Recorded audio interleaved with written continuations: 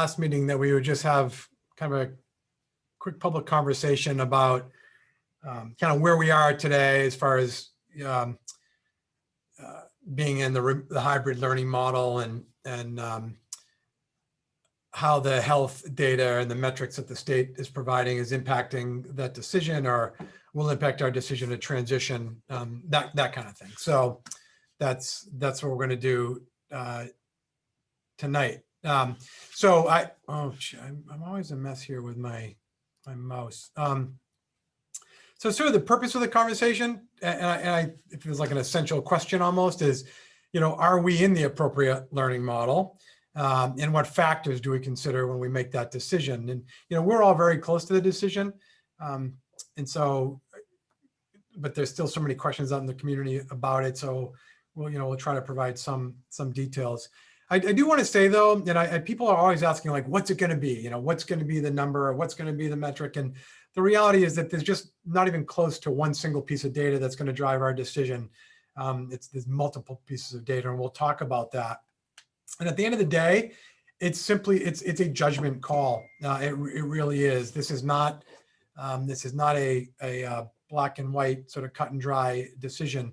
There's no silver bullet. And by the way, I was thinking about, I used that term the other day, and I think the term silver bullet might be a dated expression, but I think you all know where that comes from. And I'll just say this, and I've said this multiple times in this forum, we're not working in a vacuum here. We are collaborating daily and weekly with multiple stakeholders. And so no decision that we're going to make is going to be done without significant input from you, school committee members, very importantly from the DTA, our teachers union, from town officials, the local board of health, and of course input and kind of data gathering from families and their experiences as well. So it's kind of just a bit of a preamble. I'm going to transition quickly into these color-coded metrics that the state is providing for us.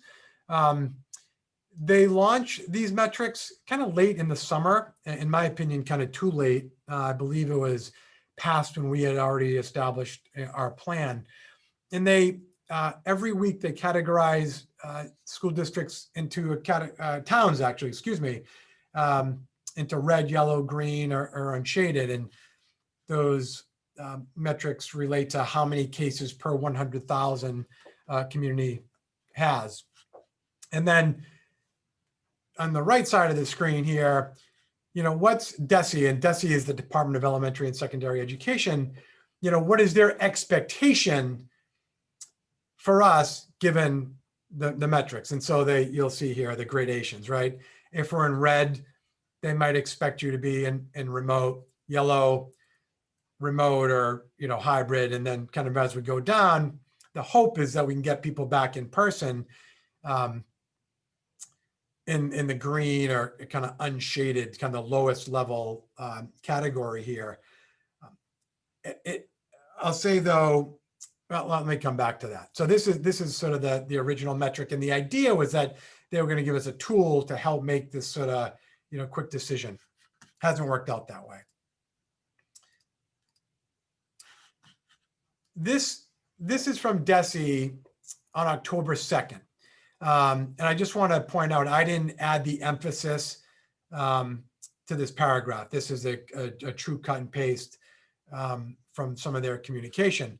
And the important things here are, they're saying here, it is critically important that we do not make decisions based on a single report from DPH. Instead, they recommend that we wait for changes in either direction for 3 consecutive weekly reports before even considering a change. Okay, so I think that's important. They don't want you to take this sort of just weekly snapshot. You need to have kind of some breadth of data.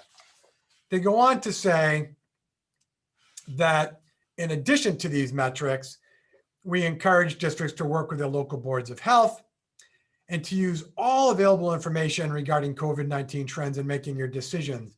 That includes, as it says here, local positivity rates and whether cases are increasing or decreasing. So I guess the takeaway here is those metrics have become just a single piece of data for us to consider, and not the end all be all. I think we were all hoping for some end all be all piece of data or some metric, but it just hasn't worked out that way.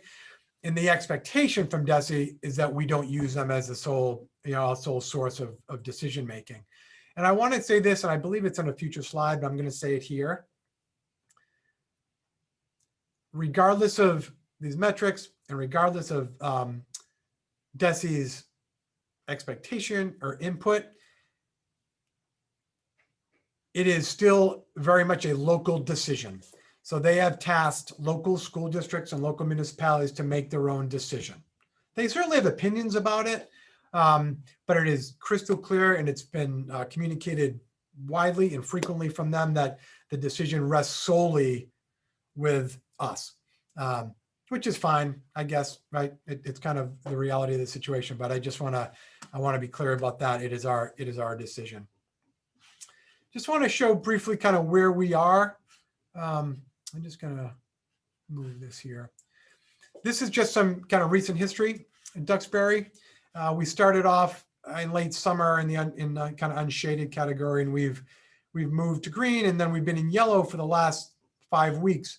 They usually release the data on Wednesday, kind of early evening Wednesday, and for some reason they put a notice out at about 4:30 p.m. that the release for this week was delayed until tomorrow. So I'm not sure. We are precariously close to being shifted into red. This right-hand column here, this average daily incidents per 100,000, when it hits 8 is when we shift to red. I'm not privy to the all the cases in town on a weekly basis, but 6.6 last week, chances are we could easily bump into red depending on the cases around the town last week. So we'll have to see what that is. So going back to what I said early on, that there's no single piece of data. There's so many other factors to consider. And when we talk about making a judgment call, this is what we're considering. Again, and we're doing this in consultation with the local board of health, town manager and his staff. And we just had a meeting about this a couple of days ago. So this is kind of fresh information. So things that we're going to look at when we consider our model. First is what's the demographic breakdown of positive cases. So, is it a bunch of students or children? Is it a bunch of senior citizens? Is it a very contained population in town? So even if we end up in the red category, or if we stay firmly in yellow for the next couple of months, it's important for us to ask, who are those people and where are they? And kind of what's their demographics. That's really important. I think the most important thing for communities, we're learning a lot as we go, but the health experts in the medical community will say, it's really important for us to know, do we know where the positive cases are originating? Do we know the source? And by the way, my red little notes here, so the yes or no, this is as of today, all right? So for example, we've had 6 cases in the past 3 weeks. In every single instance, we were able to identify where that case originated. And that's great news, right? Because what you're worried about is what's asked in number 3 here. Is there any kind of what they refer to as community spread? And community spread simply means that the virus is spreading without understanding or knowing where the origin is, right? Where does the case originate? So we're lucky. We've known where every single one of our school cases have originated, and there hasn't been any community spread in Duxbury. So that's great news. Related to that, has there been any in-school transmission? And the answer has been no, right? Again, we knew where all these cases originated. Thankfully, there were external cases. And so we're pretty confident, more than confident actually as of today, that there's been no in-school transmission. And that bodes well. And by the way, that's great news because there is a lot of data to suggest that schools are not super spreader. They're not contributing to any kind of super spreading issue or really much transmission at all. But I would think that's because we've, partly because of mandate, partly because of practice, we've made accommodations, right? Where our students wear masks, our students and staff wear masks every second they're in the building, just about. We have the hand sanitizer stations. We have the hand washing protocols. We have kind of very focused on contact tracing efforts and making sure students are spread out appropriately in, social distance, that kind of thing. So there's a reason why schools are doing a good job, and kind of greater communities, by the way, this is a national thing, greater communities aren't. So the in-school transmission is a very, very important piece of data. I talked to the town about this in our meeting this week, but just, what's our positive test rate? And is it an acceptable range? The medical community would like to see, an ideal situation, positivity rates less than 1%. I think early this week, we were about 1.6 or 1.8 in this community. That's okay. We just want to keep an eye on that. And if it spikes to 3 or 4, that's something to consider. And by the way, the state is getting to that point now. The state is above 4, I think knocking on 5, maybe even in the last couple of weeks. And these questions are important. Is student attendance adequate so that we can effectively run our schools? Matt actually referred to his visit to the school last week. And we walked into one classroom and there were 2 in-person students. And the rest were at home, either because they were in the opposite cohort or because they were quarantined, because they had been identified as close contact. So that's okay. But if that spread, if that number grew and it became a problem, at some point you'd say, what are we doing, right? I mean, does it make sense that you have 85% or 80% of a class quarantined? Should we be in person? So just as an example. And number 7, too, can we maintain acceptable staffing levels? Our staff aren't immune to either being a positive case or being identified as a close contact, whether it's a school issue or an external issue. And we are, we're challenged by that right now. I want to say that without giving any specific information away, but, we need to make sure that we can adequately teach and learn, and that we can adequately staff our building. So again, no silver bullet, no one piece of data, but these are all mitigating factors when we're making our decision. And that's why, when I talk about being a judgment call, we're juggling a lot of pieces of information. Some of it's practical, some of it's operational, some of it's medical, but there's a lot of things that we need to consider. Moving on to sort of my recommendations for tonight, because we are getting questions, and I'll talk about that in a little bit. I think it's really important that, let me just say, I think we're in the right model right now. And I recommend that we stay in hybrid for the foreseeable future. If we have 3 straight weeks of red, right? Which again, this is speculative and hopefully it never happens. I think we just take pretty straightforward actions. We revisit our decision to be in hybrid in consultation with the local Board of Health. We take into account all those other factors that I just talked about. And I'm just reiterating here, even though the state released the metrics, it is our decision. I think we need to talk about these things at a public meeting, and I think we need to take a formal position at a school committee meeting. All of this would have to happen pretty quickly. So I'd anticipate, if we come to a situation where we're red for 3 straight weeks, that we need to kind of, gather ourselves together and kind of make a decision. And I think generally, whether we're talking about shifting from hybrid to remote, or conversely shifting from hybrid to fully in person, which I'll talk about in a moment, that we are still committed to formally reassessing this every 6 weeks.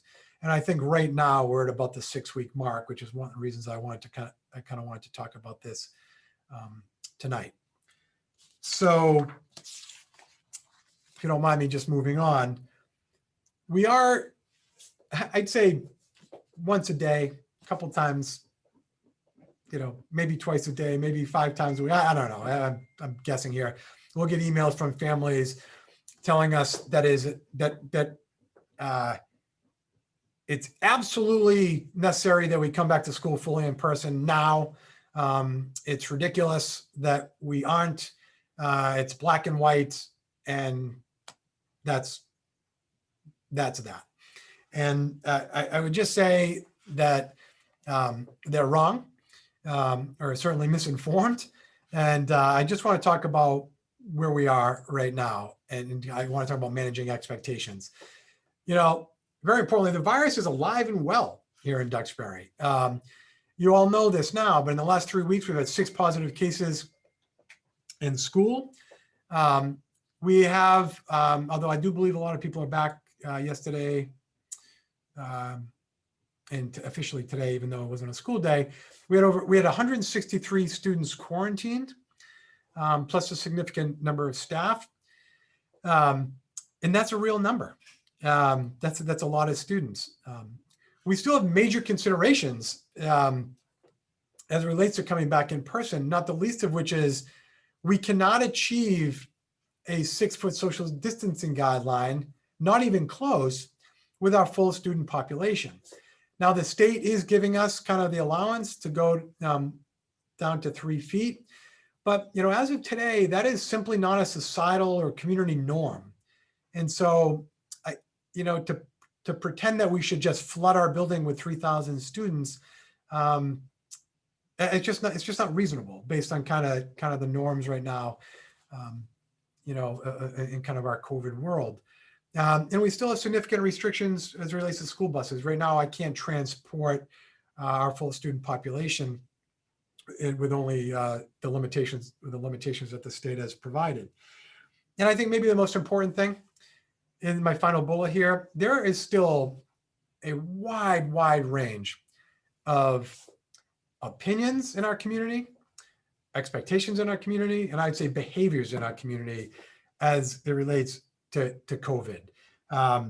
This morning I got an email suggesting that this was a COVID theater, right? That effectively it was COVID's a hoax, and we were basically stupid to not be fully returning in person.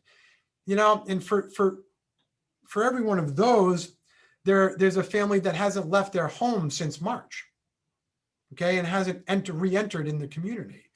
And so I just want to say, we have to factor that in, and we need to represent the full community and not just kind of in my opinion, a kind of misguided, in some cases very.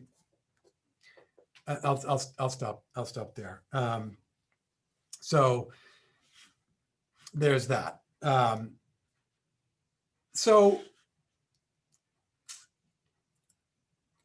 I want to be explicit here, is that our goal is to get students back to school full time as soon as possible. We know, and this is our careers, we've dedicated our lives to public education. We know that there's no replacement for in-person learning, especially for our youngest students. We get, I like to have, some families like to remind us of that every once in a while. And I would just say we don't need to be reminded of that.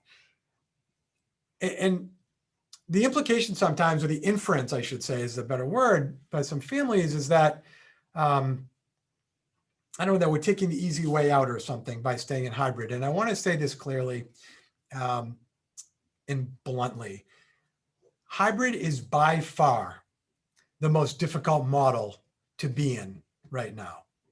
Remote would be far simpler for us, and in person would be wonderful, right? Because we know how to do that job. Hybrid is not a place that we want to be.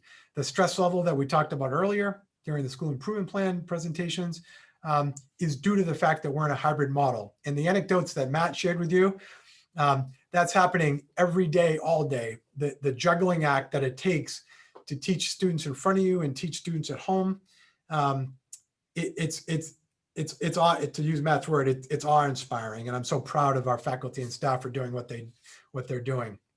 So we don't want to be in hybrid. We know that kids learn best in person, and we work better in person. But there are just legitimate reasons for us not to fully return to in-person right now. And I'm talking right now. And I'm not suggesting that's not going to change in the next 2 or 3 weeks or 6 weeks, but right now. And some of the reasons are just to reiterate, the rate of transmission right now in Massachusetts and in Duxbury is not trending in the right direction. We're back to where we were in May, as far as the number of cases in the Commonwealth, and maybe even more in Duxbury. And I'd say this, we have 160 kids quarantined. We've had all these positive cases. Had we had our full student population, it's obvious to state, but the number of positive cases and close contacts would have been amplified if we had doubled our daily attendance, right? So if we had 160 kids identified as close contacts in a hybrid model with half our population, if they're at 3 feet and we're fully packed in the buildings again, you can do the math on that, right? I mean, it's just obvious. We still need to really protect our employees, and again, the social norm right now is appropriate social distancing, and I don't know of another business right now that's suggesting that you flood the business. A lot of these parents who are having, by the way, very valid reasons why they want to get back in person, right? It's so disruptive right around on the families. But ironically, some of these people pushing schools to get back have offices that might not reopen for another calendar year, right? So the office spaces aren't rushing back to open. So the idea that we should, flood our students with 3,000 kids just doesn't make a lot of sense to me. So we have to consider what that means for our employees and also for the students.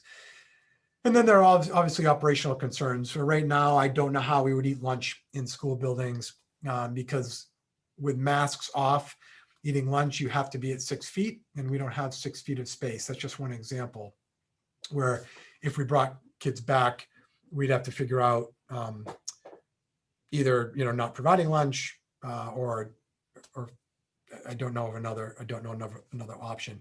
And then again, I reference the state restrictions about bus. So I'll leave it at that. I mean, I do think there's room for a conversation soon, and we're beginning to have it internally about our youngest students. Let's talk about Chandler as a specific example. That is where the pressure point is in our buildings right now and in families, right? We have kids who are not independent learners, who in some cases, many cases, can't read. And so working in a remote environment is not ideal, to say the least. So I do think there's room for a conversation very soon about, could we return fully in person at our with our youngest students, and maybe transition at a slower rate at our upper grades, because that's actually working pretty well right now.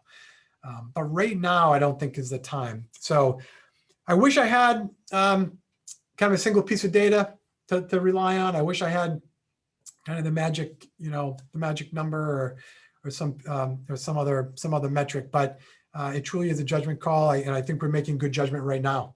And I just want to say, I do acknowledge how hard it is on families. I also want to acknowledge how hard it is on staff. I cannot wait for the day that we return fully in person, but we're not quite there as of October 21st. We might be in 6 weeks. So I don't know. I hope that helps provide some perspective.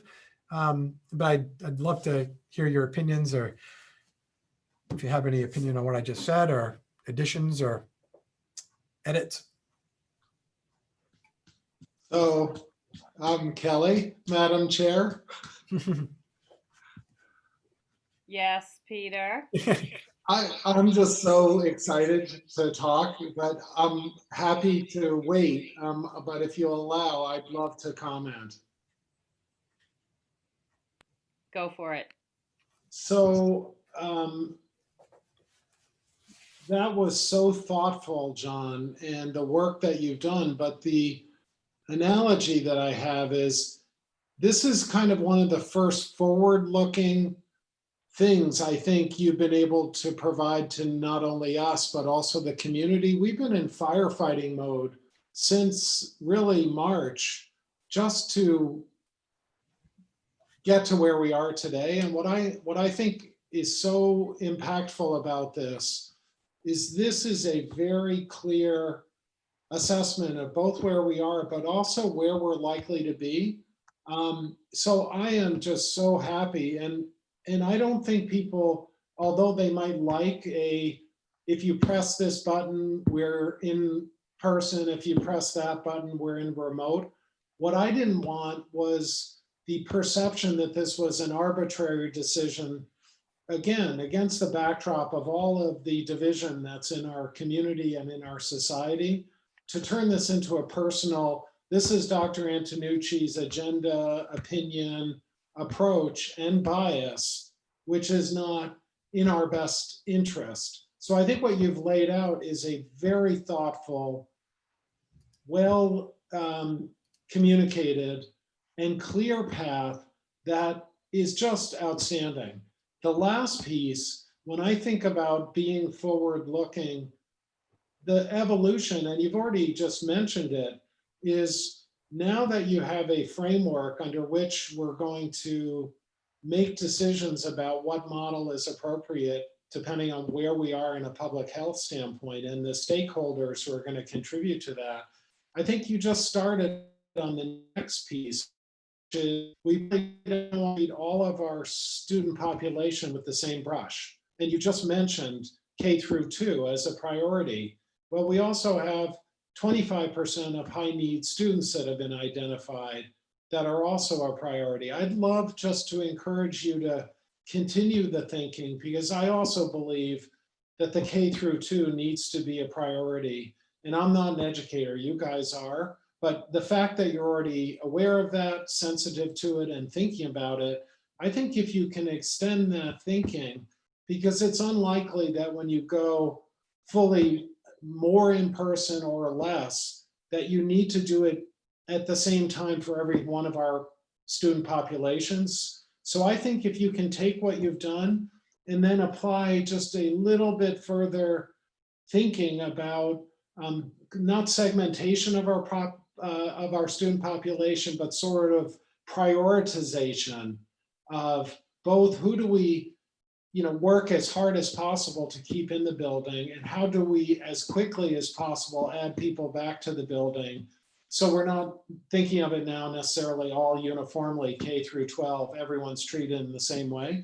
I think if you can do that, and you've already started on it, you just already mentioned your priority, that next step I think is going to go a huge way to make people understand what the what best practices are, best current research, lowest risk to students, best impact, all those sort of things taken into consideration.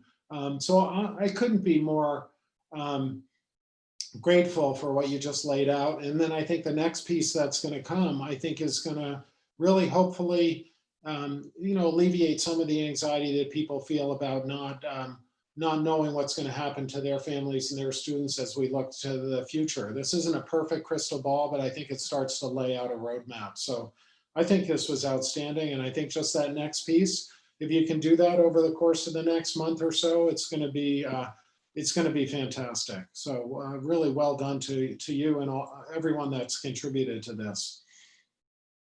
Peter, thanks. I just do want to comment. We are having discussions every day, sort of at the very granular level, about the kind of the high, who's at risk, what are the high needs populations. Danielle, Katie, and I actually had an hour-long meeting today with the principals talking about a very specific subgroup of our students that we're trying to find like alternative plans for, because this model is not quite working. So I just want you to know we're having those discussions frequently, and we recognize the importance of that for sure. So thank you.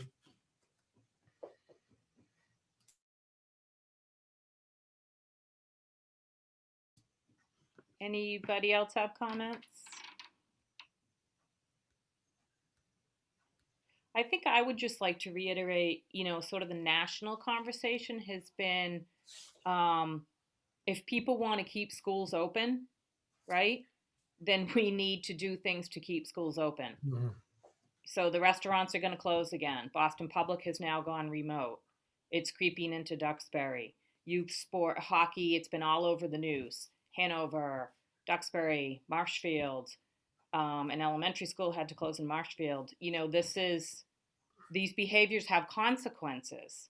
And I'm a huge fan of sports and keeping kids active, but you know, if you're going to partake in a sport that doesn't wear masks and you kind of figure, well, kids are going to get over it, you know, that might be true for you, but you're also impacting Duxbury Public Schools because, as we've seen, the ramifications and the quarantine numbers for us were high.